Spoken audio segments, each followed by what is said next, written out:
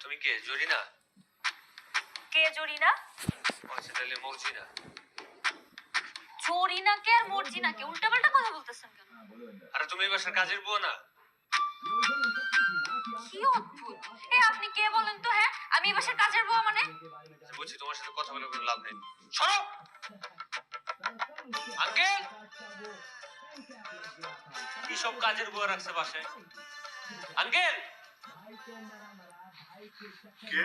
আসসালামু ওয়ালাইকুম আসসালাম। কে? মানে তুমি কে বাবা?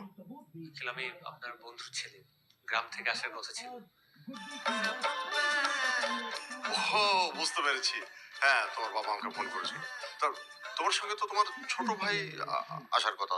কই তোমার ছোট ভাইকে তো দেখছি না। ছোট ভাই কেন আসবে? আমিই তো থাকবো। কিন্তু তোমার বাবা যে আমাকে বলল বাবু শহরে যাবে। বাবু মানে ও তোমার ছোট ভাই তো নিশ্চয়ই, তাই না? না না, আমার বাবা মা আমাকে আদর করে বাবু বলে ডাকে, তো আমার কথাই বলছে। ও এইরকম বইরা একটা ভাব, এ নাকি আবার ছোট বাবু। কি অদ্ভুত ব্যাপার স্যাপার।